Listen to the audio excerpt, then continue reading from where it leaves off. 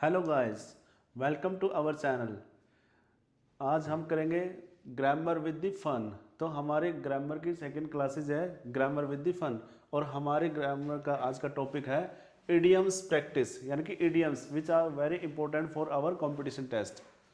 Idiom, here are some important idioms frequently asked in competitive exams। यहाँ पे कुछ idioms है जो कि बार बार हमारे competition टेस्ट में आती रहती हैं।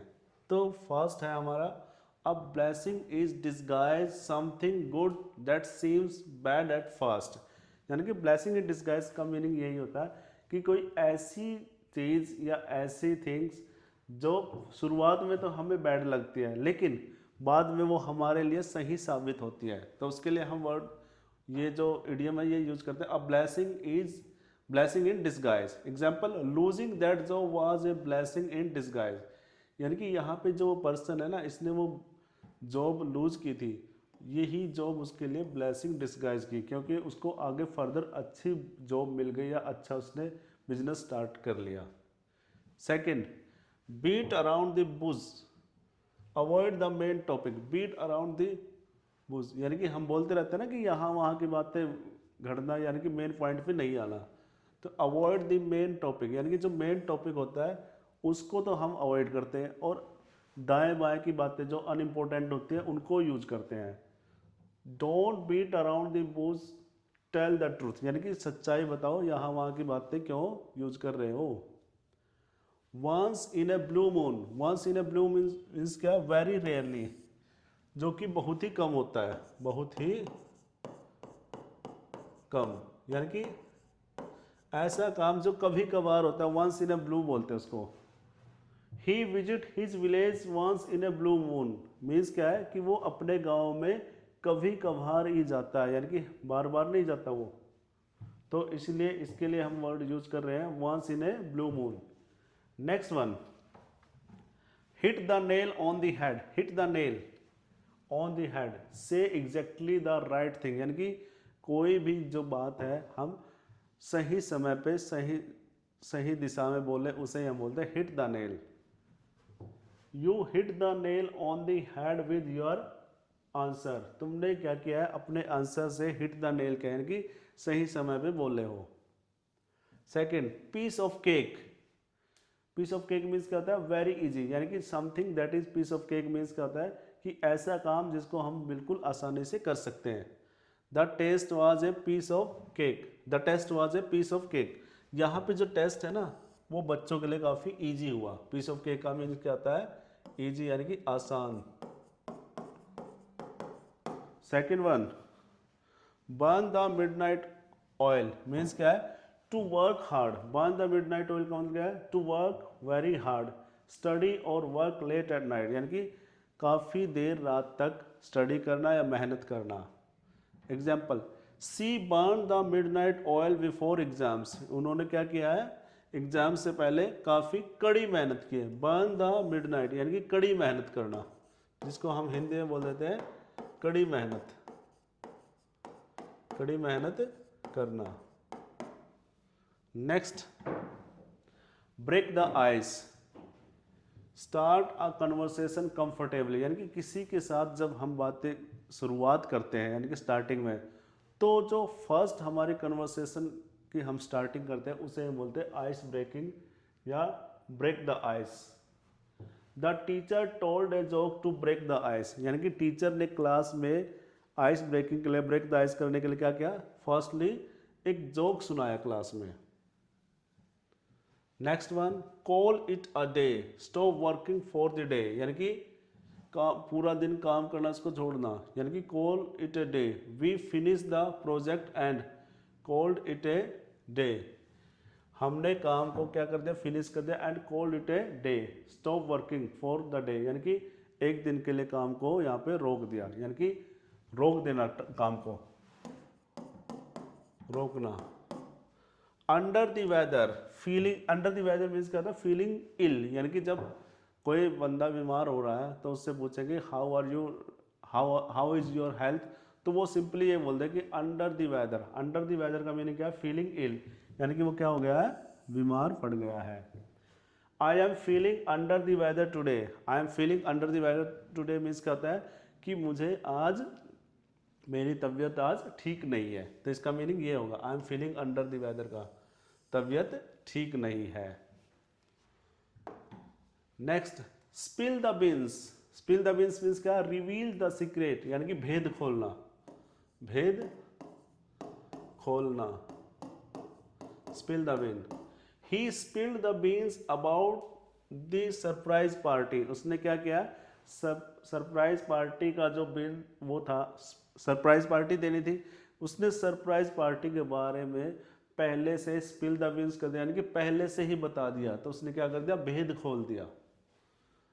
अ storm in a tea cup, a small issues made big, यानी कि इशू छोटा है, यानी कि मुद्दा छोटा है, उसको बड़ा बना देना, तो उसे ही हम क्या बोलेंगे, अ स्टॉर्म इन अ टी कप, यानी कि चाय के कप में तूफान।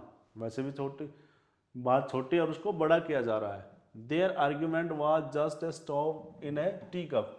उनके द्वारा जो की गई आर्ग्यूमेंट है वो जस्ट क्या है, एक स्टॉर्म है, किसमें, टी कप में। Next one, at sixes and sevens. At sixes and sevens in confusion and disorder. It means क्या होता है कि जब कोई भी पर्सन कंफ्यूजन में हो तो उसके लिए हम सिंपल ये भी कह सकते हैं, he is at sixes and sevens. After shifting house everything was at sixes and sevens, यानी कि जब से उन्होंने घर शिफ्ट किया है तो हर चीज़ वहाँ पे कहाँ है, at the sixes and sevens, यानी कि हर चीज़ इधर उधर है, मैसी है, मैसी सिचुएशन में है। बाय हुक और बाय क्रुक, ये तो बिल्कुल इजी है, इसको तो सभी ने बार बार सुन भी रखा होगा। बाय एनी मेथड, यानी कि बाय किसी ने कैसे भी करके, बाय एनी मेथड मीन्स क्या है, कैसे भी करके। He wanted to win by hook और क्रुक, और वो सिर्फ विन करना चाहता है, यानी कि जीत लेना चाहता है, बाय हुक और क्रुक, कैसे भी करके। नेक्स्ट है हमारा cry over spilled milk. Cry over spilled milk, regret something impossible to change, यानी कि इसी बात पे पछतावा करना। रिग्रेट मीन्स क्या होता है, पछतावा करना। That is impossible to change, यानी कि ऐसी घटना पे जिसको हम चेंज नहीं कर सकते, उसके ऊपर रोना ही क्या है, cry over spilled milk. There is no use cry over spilled milk, यानी कि देखो दूध गिर गया है, अब ऐसा तो है नहीं वो दोबारा उठेगा, लेकिन उसके ऊपर रोने का कोई यूज नहीं है। The ball is in your court, it is your turn to decide. Ball is in your court का मीन्स क्या है कि अब जो बात है वो आपके हाथ में है, आपको ही डिसाइड करना है। I have done my part, मैंने अपना काम कर दिया। Now the ball is in your court, अब जो बॉल है वो आपके हाथ में है, यानी कि अब डिसीजन आपने लेना है। Next one, take with a pinch of salt, do not fully believe something, यानी कि किसी चीज़ पे पूरी तरह से विश्वास न करना। Take with a pinch of salt, take his promises with a pinch of salt. उसने अपने प्रोमिसेस को क्या किया, with a pinch of salt, यानी कि पिंच ऑफ सॉल्ट का मीनिंग क्या है, उसने पूरी तरह से उसमें बिलीव नहीं किया है। Next, barking up the wrong tree, accusing the wrong person. Barking at the wrong tree का मीन्स क्या है, हम क्या कर रहे हैं, गलत पर्सन को अक्यूज कर रहे हैं। If you think I broke the vase, you are barking up the wrong person, wrong tree. अगर तुम ये मान रहे हो कि मैंने वेस को तोड़ा है, तो आप क्या करें, you are barking up the wrong tree, means आप गलत आदमी को अक्यूज कर रहे हो। नेक्स्ट है make both ends meet, manage expenses with difficulty. Make both ends meet means क्या है कि हम अपने खर्चों को बड़ी मुश्किल से चला रहे हैं। Example, poor family struggle to make both ends meet. आजकल यही हो रहा है, आजकल महंगाई के दौर में जो पुअर फैमिलीज होती है वो अपने स्ट्रगल को कैसे कर रहे हैं, मेक बोथ एंड्स मीट, यानी कि कड़ी मेहनत करके सभी अपने घर को मुश्किल से चला रहे हैं। नेक्स्ट हमारा cost and arm and legs, very expensive. Cost and arm and a leg means क्या है, वेरी एक्सपेंसिव, यानी कि काफ़ी महंगी है। महंगी। That mobile phone cost N arm and a leg, जो वो मोबाइल फ़ोन लिया उसने आईफोन का जो, वो क्या है, काफ़ी एक्सपेंसिव है उसके लिए। वो क्या है कि cost N arm and a leg, यानी कि ऐसी चीज़ जिसके लिए हाथ या लेग वगैरह देना पड़ जाए, इसका मतलब यही हो गया कि काफ़ी एक्सपेंसिव है। Keep an I on, watch carefully, बड़े ध्यान से, यानी कि किसी के ऊपर नज़र रखना, उसके लिए हम क्या करेंगे, keep an I on, please keep an I on my bag, कृपया करके मेरे बैग के ऊपर आप ध्यान रखिए। नेक्स्ट, तो ये थी आज की हमारी वीडियो इडियम्स के लिए। तो ऐसे ही मज़ेदार ग्रामर के जो फैक्ट्स हैं और वीडियोज़ हैं, उनको जानने के लिए हमारे चैनल से जुड़े रहिए। तो आज के लिए थैंक यू।